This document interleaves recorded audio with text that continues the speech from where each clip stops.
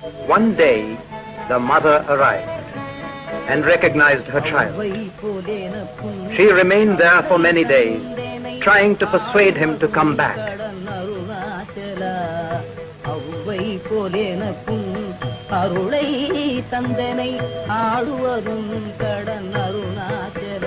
But she had to go back alone.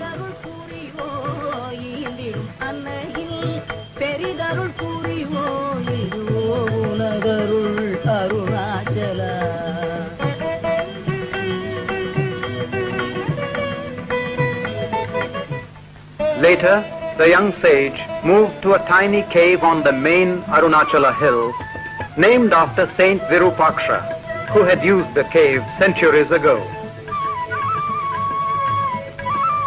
This cave became his residence for several years. His extreme austerity began to attract a considerable following. He knew the hills intimately and spent time in different caves and other parts of the hill.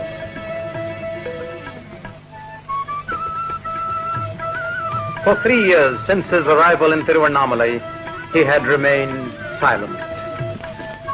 And now a new phase started, when in response to ardent devotees' requests, he began to talk, sometimes giving discourses.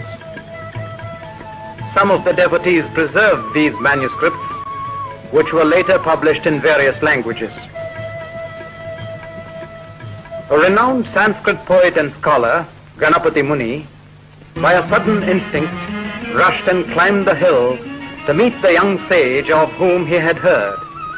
The meeting and the advice received from the youth deeply touched the scholar.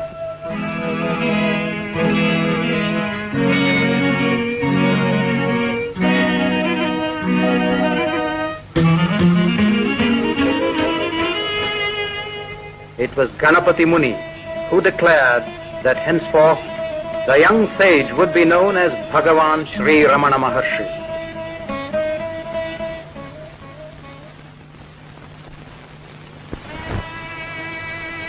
As disciples came from far and near, the word spread.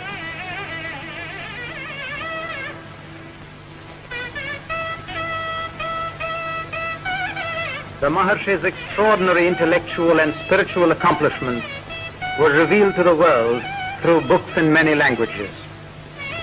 The Maharshi's mother, Alagammal, left her home and surroundings and came to stay with her ascetic son. The devotees got together and built a small room attached to a cave on a higher point in the hill for the Maharshi.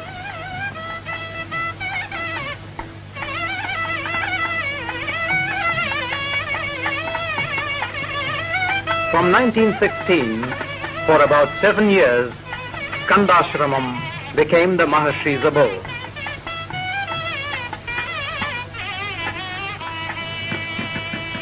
One day, in this ashram room in 1922, the mother was sick. The Maharshi sat by her side the whole day long till the end came. A disciple remarked, "She has passed away." The Maharshi corrected, "No, she has been absorbed." A modest thatched roof samadhi was built for the mother on the foot of the hill, which later developed as a temple and as the nucleus of the Ramanashramam.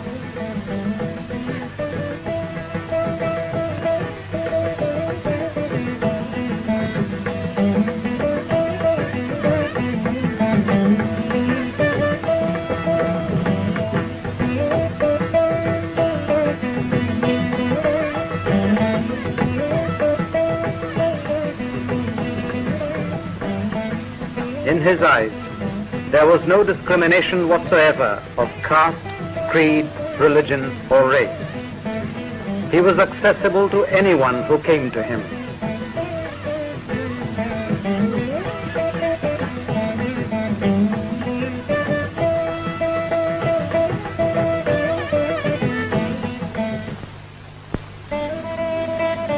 Bhagavan Sri Ramana Maharshi's message and teaching is simple and direct.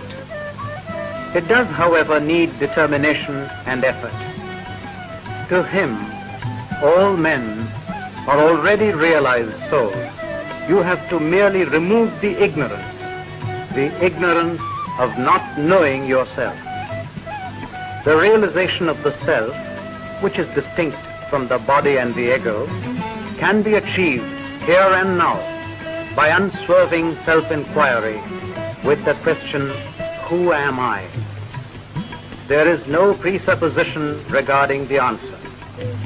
The question, asked in right earnestness over a period of time, leads to realization. The Maharshi had less use for theoretical abstraction. As you cannot learn swimming by postal tuition, you cannot pursue spiritual inquiry by philosophical conceptualization. It has to be by direct practice of self-inquiry, leading to an experiential understanding of reality. The Maharshi arrived at such an understanding without the influence of textbooks, old or new.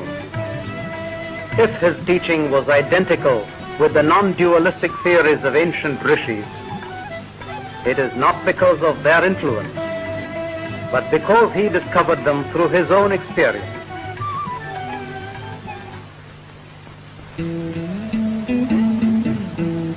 Indeed, Bhagavan's grace extended beyond the human family. His identification and rapport was with all living things. Peacocks, cows, monkeys, dogs, and even snakes on the hillock treated him as a natural master, coming to him to play and receive eatables from him.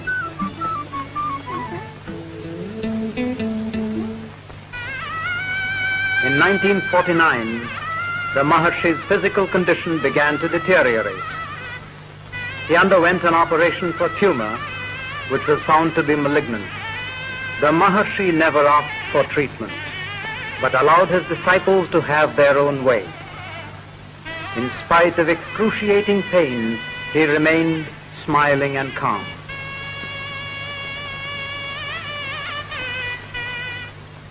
On 14th April 1950, he attained Mahasamadhi.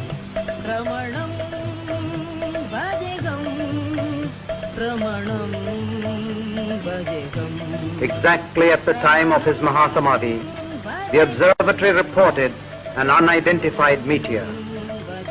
The sparkling, radiant meteor flying across the sky was noticed and reported by several thousand people all over South India.